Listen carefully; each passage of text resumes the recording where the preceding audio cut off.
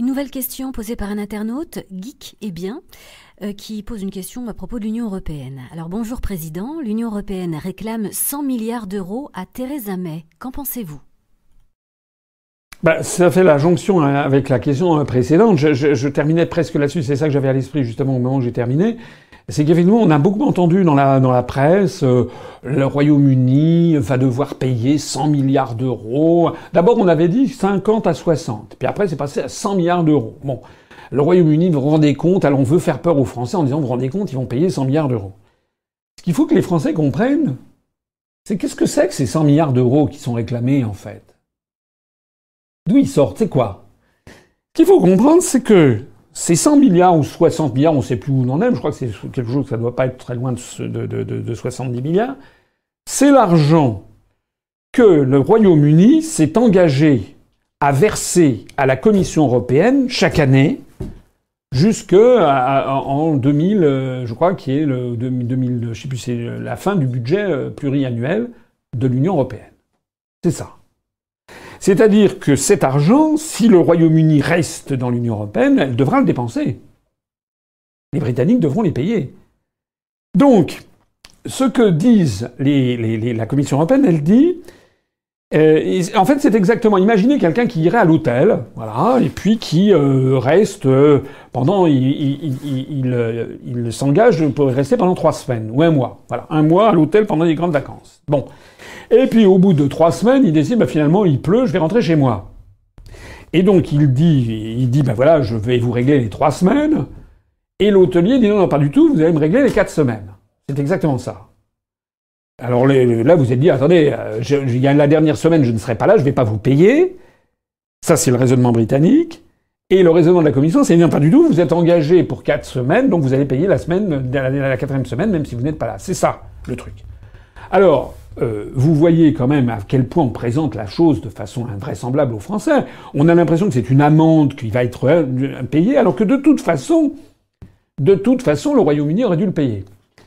Là où les choses se corsent, c'est qu'il semble que la Commission européenne dit « Eh bien, vous allez payer la dernière semaine de l'hôtel, si j'ose dire, mais de toute façon, comme vous partez, de toute façon, on va louer... pas question que vous bénéficiez de l'hôtel. » Parce que peut-être si un hôtelier vous force à payer la dernière semaine, vous allez dire, puisque je paye, je reste. Non. C'est-à-dire, vous comprenez ma métaphore, ça veut dire que la Commission européenne est en train de dire, vous nous devez encore 70 milliards d'euros jusqu'à la fin du budget pluriannuel qui doit se terminer, je crois, en 2000.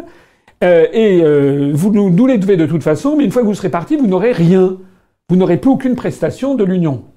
Imaginez pour la France. La France, vous le savez, je l'ai dit et redit, la France, elle verse bon an, mal an à peu près 23 milliards d'euros à l'Union européenne.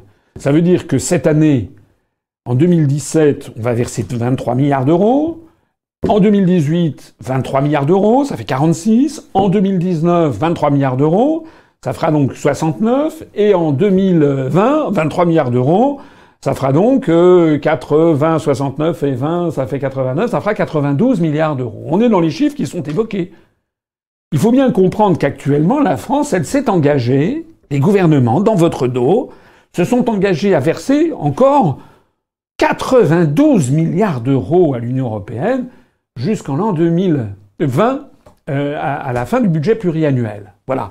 Et si, moi je dis que nous devons sortir de l'Union européenne, ce qui se passerait, c'est que les gens de la Commission disent vous nous devez encore 92 milliards d'euros. Alors à ce moment-là, je dirais oui, mais attendez, à ce moment-là, donnez-nous la contrepartie, puisque je rappelle qu'on reçoit 14 milliards d'euros chaque année, ça nous coûte 9 milliards net. Et c'est comme si la Commission disait non, les 14 milliards, vous pouvez aller vous faire cuire un œuf, vous ne les aurez pas. Donc c'est du racket. Voilà. Donc la position du gouvernement britannique, c'est de dire il n'est pas question, nous avons décidé d'en sortir, il n'est pas question de verser pour toutes ces années où nous ne serons plus là. Il en est encore moins question si vous prétendez ne pas nous rétrocéder la partie des financements à laquelle on a droit. Voilà.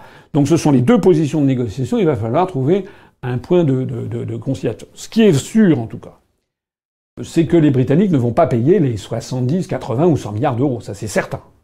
Ça veut donc dire qu'il va y avoir un manque à gagner dans le budget de l'Union européenne. Et ce manque à gagner, il va se traduire par quoi? Peut-être des suppressions de programmes, mais peut-être aussi un appel de fonds avec les 27 pays restants.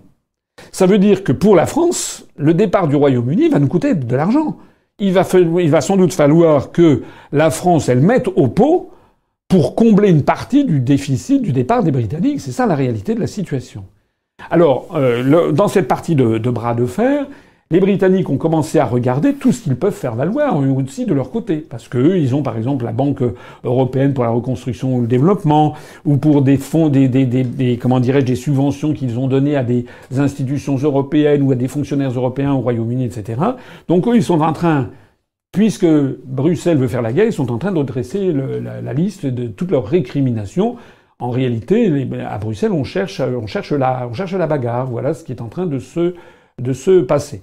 Deux choses encore à dire pour conclure. Premièrement, comment dirais-je, Nigel Farage au Parlement européen, il y a quelques jours, a dit si ça continue comme ça, le Royaume-Uni va partir dès la fin de cette année.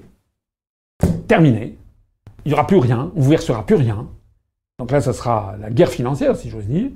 Et la deuxième chose, c'est que, semble-t-il, le gouvernement allemand, en ce moment, dans les coulisses, demande à la Commission européenne de calmer le jeu, parce que, en fait, l'Allemagne est très bénéficiaire des achats britanniques en Allemagne, des Mercedes, des voitures de luxe, etc. Les Britanniques en achètent énormément. Et l'Allemagne craint une guerre commerciale à son encontre. Donc, en ce moment, l'Allemagne est en train de dire, paraît-il, à la Commission, il ne faut pas pousser le bouchon trop loin, il faut rester en bon terme avec Londres.